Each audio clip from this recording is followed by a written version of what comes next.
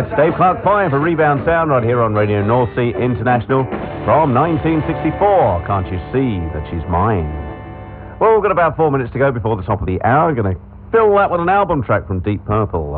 We've got a guy in the studio, it's Ben. Good morning, Ben. Good morning. We'll be talking to Ben a little bit later, about 5 or 10 minutes' time, finding out exactly where he's come from and what his interest in Radio North Sea International is all about. But the album track from Deep Purple, this is the track that actually got me hooked on Deep Purple. I remember I went round a friend of mine's and I wasn't really into sort of Purple at that time. He'd just bought the album Fireball, and because he had to play it, and he came to the last track on side 1, which was called Anyone's Daughter.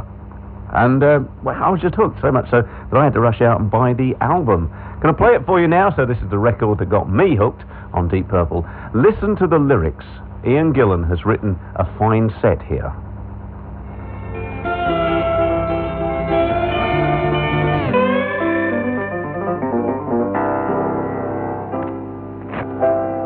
That's Deep Purple and Anyone's Daughter. I think that's a great song. And we've just had a walking corpse come into the studio. Good Lord. Now, how can you testify whether you're alive or dead? You poke me and see what happens. No, I have no intention of poking you. Right, how are you anyway? Come a little closer to the mic just to prove. Yes, okay, thank you. Are we on filming? No, not yet. Yes, no. Good Lord, I wouldn't waste film. This is Nightmare on Elm Street, isn't it? It is, yes. The Walking Dead has resumed. Mind my scissor hands. Yes. How are you, Colin? All right? Yeah, full of cold. Apart from that, I'm fine. Oh, shouldn't you invite me to come near you? Well, that way we can finish you off, you see. I was a busy boy last night. Were you? Yeah. Well, the first for everything, isn't it? Yes, I know. What were you doing then? Well, I was doing this here radio program. Yes. And I was tuning the thingy that we have to tune. I'm very technical, as you can tell. Yes, you've obviously read the manual. I have. No, yes. He's waiting till they make the film. Boom, boom. Oh, how can you do it this time of the morning? Pardon? Well, you know. How do you keep it up so long? Well, yes, that's quite a trick. No, I'm one of these... I go back to the old Benny Hill joke, you know. Come on. Early to bed and early to rise, because I believes in getting up with the chickens. I do, sir. And you're supposed to say, that's a good old country saying, and I suppose you go to bed with the cows. And I say, no, sir, the wife. And You've even got the accent, haven't you? And they don't get any better, I can assure you of that. Talk to me about the fan club. The fan club, yes. Well, it's something that we thought would be a good idea to get going. Yes. Obviously, as you know, it takes quite a lot of money to put on an RSL such as this. It's just not a case of let's hire a vessel for a month. There's all the things that go with it. You actually have to pay something like 2,000 or 3,000 to the radio authority for letting you come on air. And then there's the Performing Rights Society, which they are entitled to their due. Then there's all the costs involved of running a vessel, which the unseen costs, you would say diesel. And you think, diesel? Yeah, but generators have to be powered literally for 28 days, 24 hours a day. There's the food for the crew. There's also the many... Well, no, yes, all right, carry on. Those that can make meal times, there is, yes. And also a lot of the other incidental expenses incurred, shall we say, the standard office expenses. Now, they run into nearly £1,000 as well. So by the time we've put everything together, it adds up. It certainly does. And you like to give advertisers realistic rates because, again, for a month period, obviously people are only going to be listening. Really, your key or your biggest audience is in your last week because people have just found you. Literally, as they just find you, you're going off air. Yeah. So you've got to be realistic, and you can't charge astronomical fees to the advertiser. You want to give them a good value for money, and hope that when we do another one, that they will come and support us again. So, but by then we'll have some money in the kitty. Well, we hope so. We hope so. But coming full circle to the fan club, again, what I've found, and I don't know whether you've got this sort of feedback, I never realised there was so much genuine interest in Radio North Sea International. We've had emails this time because we've been on the web literally from all over the world. And as I was showing Ben a couple of the emails I've got one that I'll be going into a little bit later from New Zealand. Paul Graham, I heard yesterday saying he was emailed, or in fact he had a telephone call from someone in Australia. And then we've had calls and emails from America. We get the signal reports coming in from literally Germany, Norway, France, Belgium, all those sort of things. But I cannot believe how many emails that we've come through that people have said, yeah, we're so pleased to have something going on RNI. And full support, you know, you've got to take your hand off to Caroline. They've kept going. They have a very big fan club base. But that's suddenly, just as I was driving home after doing a shift, I thought, well, why can't we actually try and get a fan club going? A quarterly newsletter, which can then keep people informed of what we're doing, but at the same time, disseminate a lot of the information, invite people to write in, contribute articles to the magazine, as well as all the information that we've got, and just put it all together and make a quarterly newsletter. Also, it gives us an ongoing vehicle for our sales, because again, we had a big outlay on buying the RNI merchandise, and we'd like to recoup what we've spent. Any money that's over and above that goes back into the RSLs, so it's a self-financing project. And if really the message to people out there is, if you want RNI back, well, £7.50 we don't feel is a great amount of money for you to contribute, and obviously if enough people contribute, then we've got the money to do next year, and we don't have all the worry and concern that we have 2 or 3 weeks going on to the broadcast. Are we going to have enough money to actually fulfil our 28 days? I only asked you a question.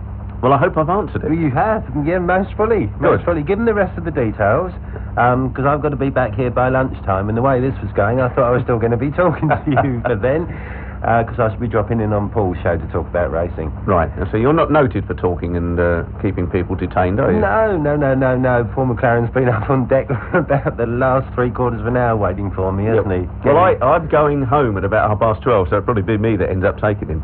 It may well be at this rate. Right, nice to speak to you, Okay, Colin. Jim, when are you next on air, Jim?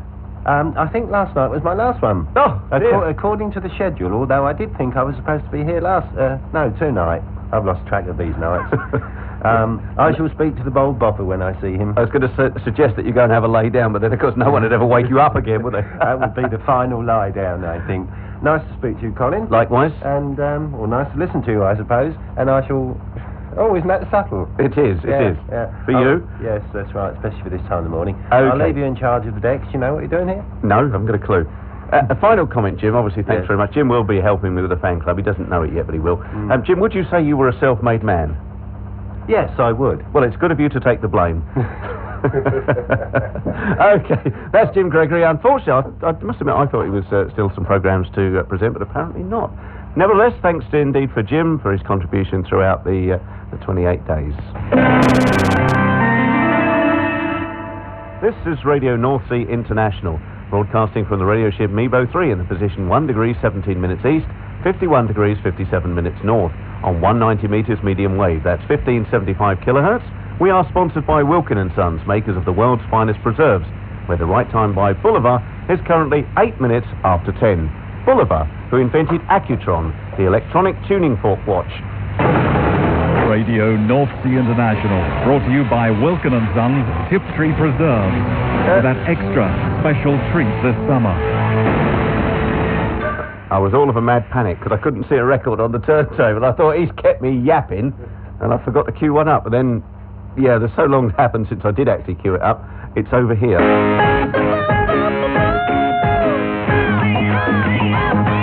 That's the Jackson 5 on Radio North Sea International and ABC. Right, well, I'm pleased to say Jim Gregory's finally left the vessel, but he's stopped halfway down the pier to have a chat with somebody. He's that sort of guy. If you see him coming, make sure you've got about an hour to spare, because, boy, can he talk the proverbial hind leg off a donkey. Makes me happier than I've ever been before. And next is the Radio North Sea International Classic. And it's Song of Joy from Miguel Rios.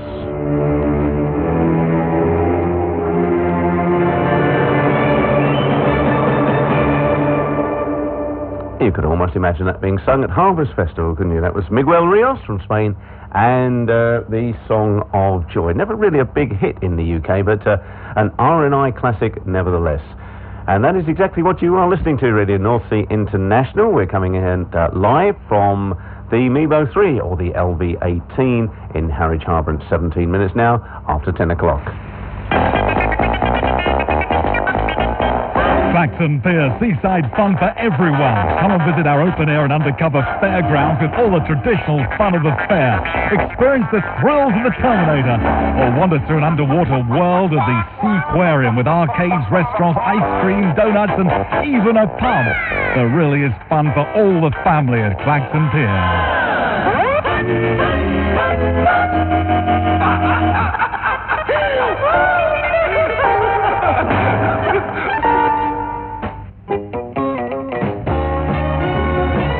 Relive the days of the pirate stations at the High Lighthouse at Harwich, open daily from 12:30 till 4:30.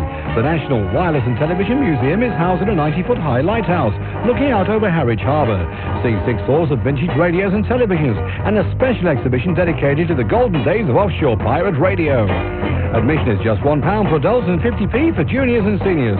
Relive the days of the pirate stations at the High Lighthouse, Harwich. Keep a permanent memento of the Radio North Sea broadcast from the Mebo 3, the light vessel 18, with the RNI souvenir picture book. The 71-page history of the restoration and personalities involved with the light vessel is just £9.99, including postage, from RNI, 12 St Mary's Road, Brenton-on-Sea in Essex.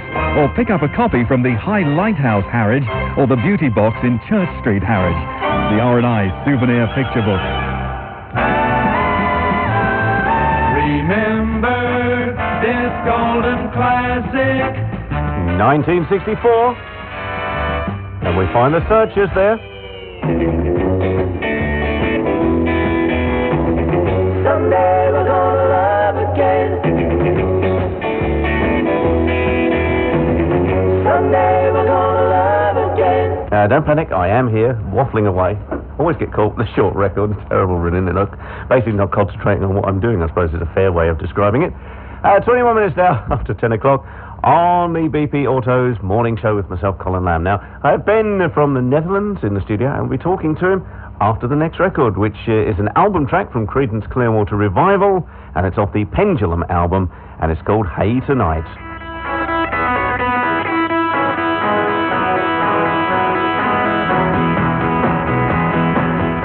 That's album track in Creedence Clearwater Revival, and from the Pendulum album, the one called Hey Tonight. I think that's also on the flip side of Have You Ever Seen the Rain? I haven't got the single handy, so I can't check that, just have to take my word for it. Creedence, though, one of my favourite bands, so it's great to be able to play some tracks by them. 24 minutes after 10 now on the BP Autos morning show right here on Radio North Sea International. Now, I've had Ben from Holland in the studio with me. He's been in there. Mind the step. Good morning. Good morning, or Goedemorgen Nederland. Ah, excellent, thank you. Yes, we are multinational now.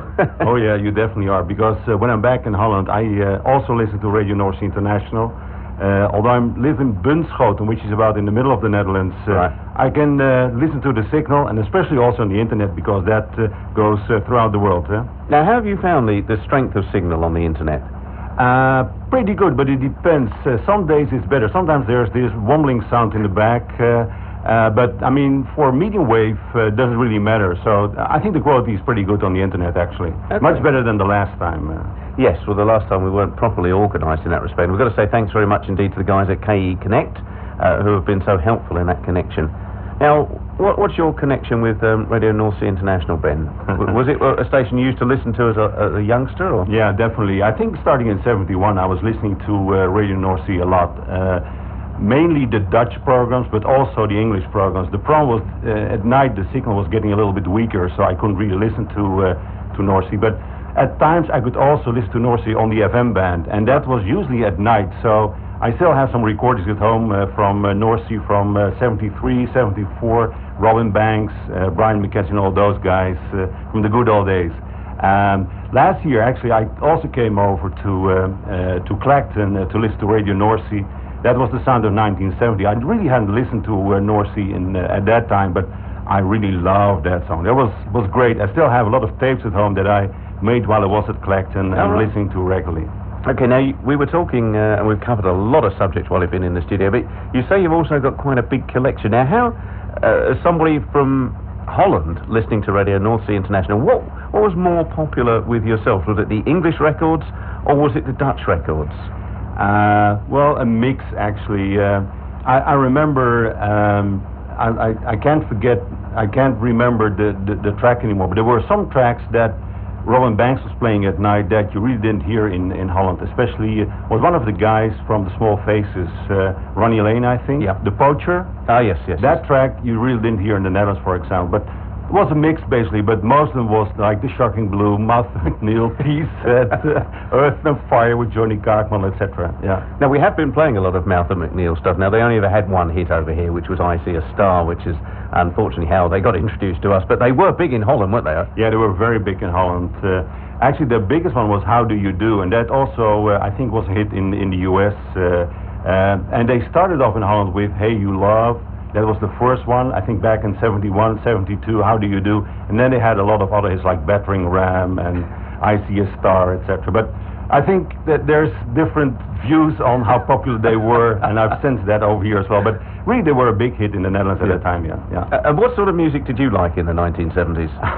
Well, actually, I liked everything, especially the top 40 hits. I just also said that at home I have most of the hits from 72 through 74, and actually my favorite year is 1971 and a little bit into 1972. Okay, which are your favorite groups? I really don't have any favorite You just groups. like it all? I just like it all, yeah. And actually, I make a lot of tapes myself, also CDs, where I mix my own music. And I never play more than one track from a single group on one tape or one CD. I always mix music from different groups, and I really love that. Oh, right. Well, how, as a connoisseur of music then, how do you think we've done? Because if I was not connected with this project, I have to say, and this is all in complete sincerity, if I walked onto this ship, and the amount of vinyl here, it is really a record collector's paradise. It is. And listening to the music, actually last year you were playing the music from August 1970, which I really liked. But this, I think, is even better because now you have a wide variety of music, and all the tracks, most of the tracks that you play I've heard and I know, but this is really a great way to bring a radio station back on the air. Okay, well thank you very much. Just before we go, now you come from Holland. How long did it actually take you to get over here? And it's really quite a simple route, isn't it? Yeah, it's about 4 hours. We're not allowed to make any adverts for you can say who you like, for Stina, I guess. But really, it's real nice to go to Hoek van Holland. That's about an hour drive from where I live, and then take the Stina boat, the Stina line over, which is about 4 hours. So, I mean, within like 5 hours, you're here in Harwich, and I was listening to RNI. So, I mean, what else do you want? Okay, well, it's great to have you on board. You're busy with your video cam, so hopefully you'll be able to take home some good memories. Yes. And thanks very much indeed, Ben. Well, thanks for your hospitality. No, you're more than welcome. Appreciate it. No, I mean, you've come this way. It'd be rather inhospitable to say, no, you can't come on board. You stay up there. No, but Ben's literally got the free run off the vessel. And if listening to Ben, you think, yeah, I wouldn't mind going down and having a look round the light vessel. Maybe you're just a light vessel enthusiast. John Platt, who was on board for half the broadcast, that's how he got involved with us. He was, and still is, a light vessel enthusiast. And he managed to combine his love of music and his love of light vessels. Basically, he was a pig in the proverbial, you know. But on Sunday in particular, you will be able to walk onto the vessel. No boat trip involved. We'll be alongside a different pier. So it's literally a case of just turn up and come on board. And we'd love to see you. The time is now exactly 10:30, and time for me to update you on the weather. RNI weather. Well, it's a lovely sunny day down here in Harwich, and the clear weather is predicted to last throughout the rest of the day, with the top temperature being 14 degrees. Radio North Sea International, brought to you with Wilkin & Sons Tiptree Preserve, for that extra special taste this summer.